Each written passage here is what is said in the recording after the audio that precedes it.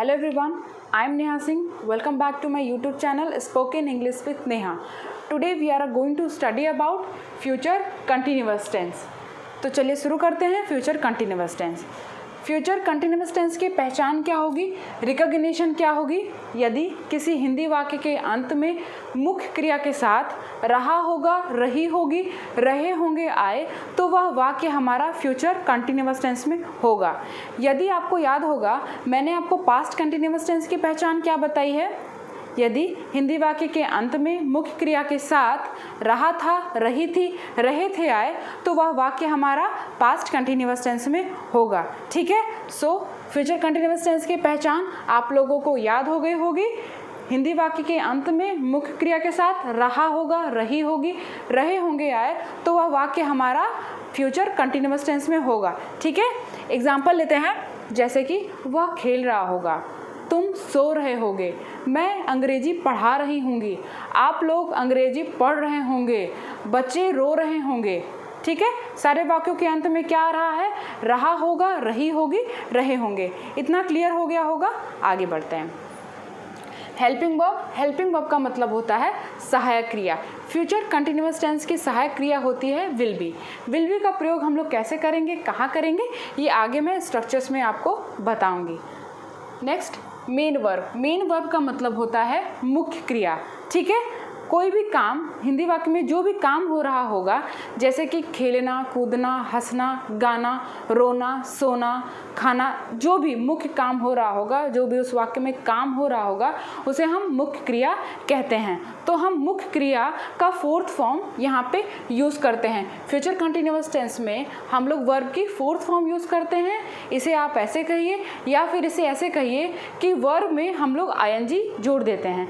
जैसे कि गो का गोइंग, प्ले का प्लेइंग, हेल्प का हेल्पिंग, डू का डूइंग। ठीक है। सो वर्ब में हम लोग आईएनजी ऐड कर देते हैं। आगे बढ़ते हैं। ये हमारे रूल्स हैं, ये हमारा स्ट्रक्चर है। मैं अपनी हर वीडियो में आपको ये स्ट्रक्चर दे रही हूँ। आपको स्ट्रक्चर अब तक याद हो गए होंगे। ठीक है। सो इन स्ट्रक्चर्स की हेल्प से हम लोग सेंटेंसेस बनाते हैं। इस स्ट्रक्चर की हेल्प से सेंटेंसेस बनाना बहुत आसान हो जाता है। तो चलिए देखते हैं। पहला स्ट्रक्चर हमारा क्या है, अफर्मेटिव का स्ट्रक्चर है। अफर्मेटिव क्या होता है, कैसे बनता है, उसका स्ट्रक्चर क्या होता है, मैंने अपनी पिछली वीडियोस में आपको बहुत अच्छे से बताया है।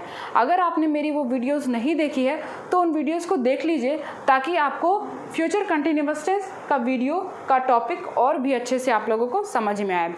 अफर्मेटिव का क्या मतलब होता है, साधारण वाक्य। मैंने पहले भी बताया है, यदि किसी वाक्य में नहीं, ना लगा हो, ना ही उसमें कोई क्वेश्चन वर्ड हो, तो वह वाक्य हमारा साधारण वाक्य कहलाता है। ठीक है। अफर्मेटिव सेंटेंस का स्ट्रक्चर क्या होता है, कैसे बनता है, देख लेते हैं। सबसे पहले हम लोग सब्जेक्ट लिखेंगे, सब्जेक्ट, उसके बाद हम लोग लिखेंगे विल बी, उसके बाद हम लोग लिखेंगे वर्ब की फोर्थ फॉर्म या फिर वर्ब में आईएनजी। आप लोग कुछ भी इसे कह सकते हैं। मैंने वर्ब की फोर्थ फॉर्म यहाँ पे लिखी है। आप लोगों को कन्फ्यूज़न नहीं होना चाहिए कि वर्ब का फोर्थ फॉर्म क्या होता है। मैंने पहले भी एक्सप्लेन किया है कि वर्ब की फोर्थ फॉर्म का मतलब है वर्ब में आईएनजी ऐड कर देना। ठीक है। सो वर्ब की फोर्थ फॉर्म ऑब्जेक्ट, ऑब्जेक्ट को मैंने आधा ही लिखा है, ऑब्जेक्ट एंड अदर वर्ड्स। ठीक है। एग्जाम्पल लेते हैं। क्या है एग्जाम्पल, पहला एग्जाम्पल दिख रहा होगा आप लोगों को। क्या लिखा है, वह स्कूल जा रहा होगा, वह स्कूल जा रहा होगा।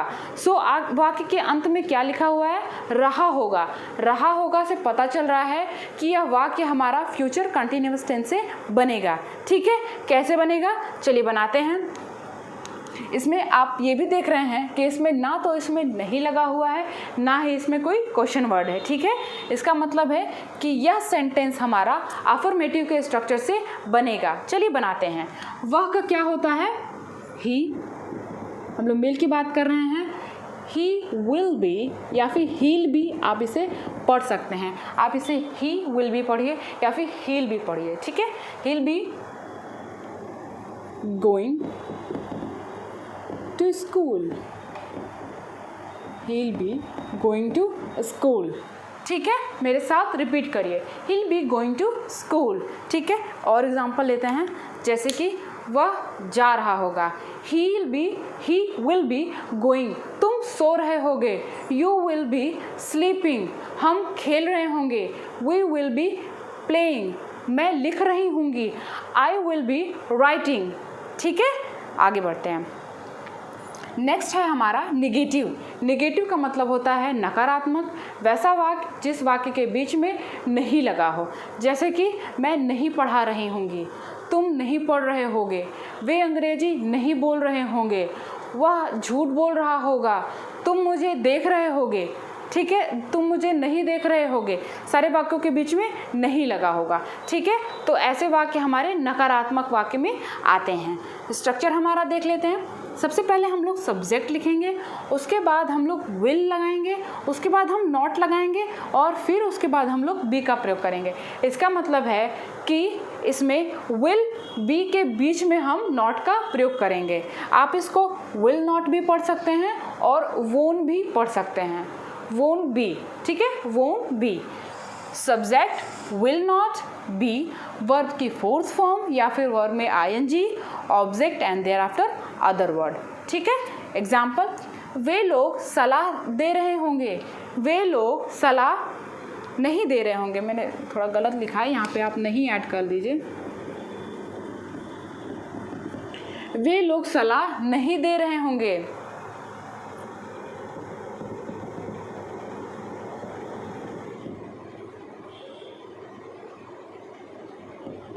वे लोग सलाह नहीं दे रहे होंगे। क्या हो जाएगा, बनाते हैं। वे लोग का होता है they will not B, they will not B, will be के बीच में हमने नॉट लगा दिया। दे विल नॉट बी, सलाह देने का क्या होता है, सलाह देने का होता है एडवाइज, तो एडवाइज में हम लोग आईएनजी लगा देंगे। क्या हो जाएगा, एडवाइजिंग।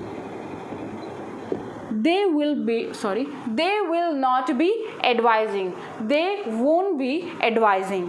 ठीक है, और एग्जाम्पल लेते हैं। तुम झूठ नहीं बोल रहे होगे, you will not be lying, हम नहीं खेल रहे होंगे, we will not be playing, मैं नहीं पढ़ा रही होंगी, नहीं पढ़ा रही होंगी, I will not be teaching, तुम मुझे नहीं देख रहे होगे, you will not be watching me। ठीक है, आगे बढ़ते हैं। हमारा नेक्स्ट सेंटेंस है, नेक्स्ट स्ट्रक्चर है हमारा इंटेरोगेटिव का। ठीक है, इंटेरोगेटिव का क्या मतलब होता है, यदि कोई वाक्य क्या से शुरू हो, जैसे कि क्या बच्चे खेल रहे होंगे, क्या तुम अंग्रेजी पढ़ रहे होगे, क्या हम दिल्ली जा रहे होंगे, क्या वे खाना खा रहे होंगे। सारे वाक्यों में क्या आया है, सारे वाक्यों की शुरुआत हमारी क्या से शुरू हुआ है। इसका मतलब है कि ये सारे वाक्य हमारे प्रश्नवाचक वाक्य होंगे। प्रश्नवाचक वाक्य हमारे कैसे बनेगा, सबसे पहले हम लोग हेल्पिंग वर्ब लिखते हैं। विल हमने सबसे पहले लिख दिया, उसके बाद सब्जेक्ट लगाया है, फिर उसके बाद हमने नॉट लगाया है एंड देयर आफ्टर हम लोगों ने बी लगाया है। इसका मतलब क्या है, विल और बी के बीच में सब्जेक्ट और नॉट आया है। ठीक है, क्या हो जाएगा, will subject not be, verb की fourth form object and other word. ठीक है, एग्जाम्पल से समझते हैं ताकि और अच्छे से समझ में आएगा। क्या है एग्जाम्पल, क्या वह बच्चा सो रहा होगा, क्या वह बच्चा सो रहा होगा, रहा होगा लगा हुआ है। इसका मतलब है कि यह वाक्य हमारा फ्यूचर कंटिन्यूअस टेंस है, साथ ही साथ यह वाक्य हमारा क्या से शुरू हुआ है। इसका मतलब है कि हम लोग सेंटेंस में सबसे पहले हेल्पिंग वर्ब लिखेंगे। क्या है हेल्पिंग वर्ब, विल। ठीक है, उसके बाद क्या है हमारा विल, उसके बाद है हमारा सब्जेक्ट। सब्जेक्ट क्या है, वह बच्चा।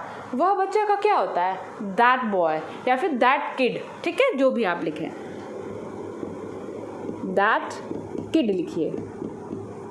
विल दैट किड, नॉट नहीं है तो हम लोग नॉट नहीं लगाएंगे, सॉरी, नॉट नहीं है तो हम लोग नॉट नहीं लगाएंगे।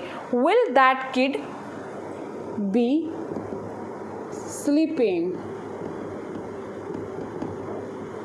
Will that kid B sleeping, will that kid B sleeping. अगर हमारा जैसे ये सेंटेंस होता हमारा, क्या वह बच्चा नहीं सो रहा होगा, तो हमारा सेंटेंस क्या होता, will that kid not be sleeping.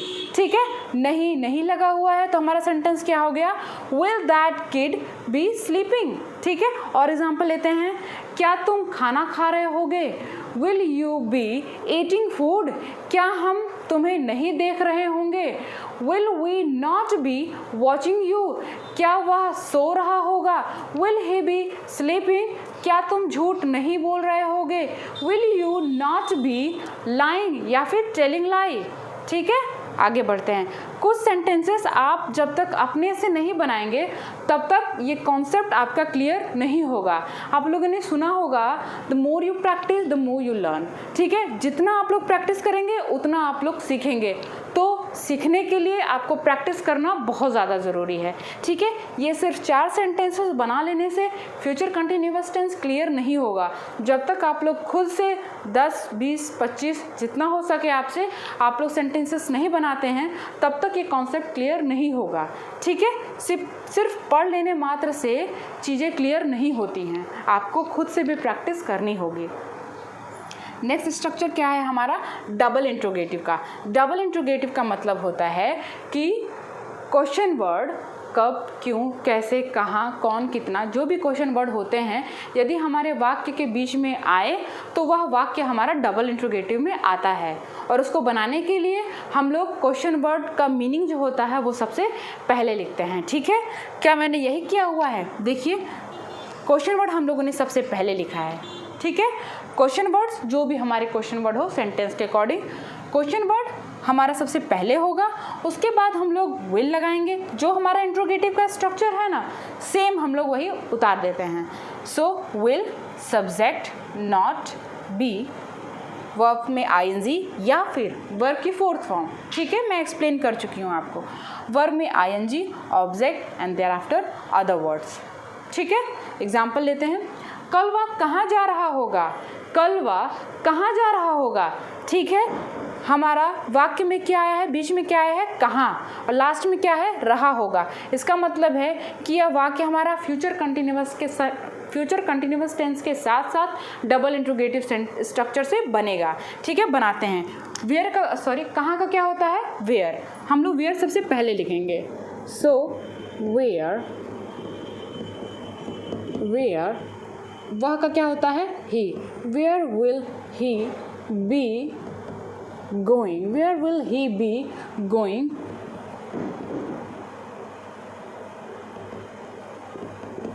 Tomorrow. आने वाले कल को हम टुमारो कहते हैं, बीते हुए कल को हम यस्टरडे कहते हैं। ठीक है, हमारा सेंटेंस क्या हो जाएगा, where will he be going tomorrow. ठीक है, और एग्जाम्पल लेते हैं, आप कहाँ जा रहे होंगे, where will you be going, तुम ऐसा क्यों कर रहे होगे, why will you be doing like this, मैं ऐसा क्यों नहीं कर रहा हूँगा, why will I not be doing like this, मैं मार्कर का प्रयोग कब कर रही होंगी, when will I be using marker, तुम कब सो रहे होगे, when will you be sleeping, हम सब लोग कहाँ जा रहे होंगे, where will we all be going। ठीक है, ये सारे एग्जाम्पल से आपको क्लियर हो गया होगा फ्यूचर कंटिन्यूअस टेंस। अब आप लोगों को क्या करना है कि फ्यूचर कंटिन्यूअस टेंस आप लोगों को सेंटेंसेस बनाने हैं और उसको बोलने की प्रैक्टिस करनी है। ठीक है, सो आज का टॉपिक हमारा ख़त्म होता है फ्यूचर कंटिन्यूअस टेंस का।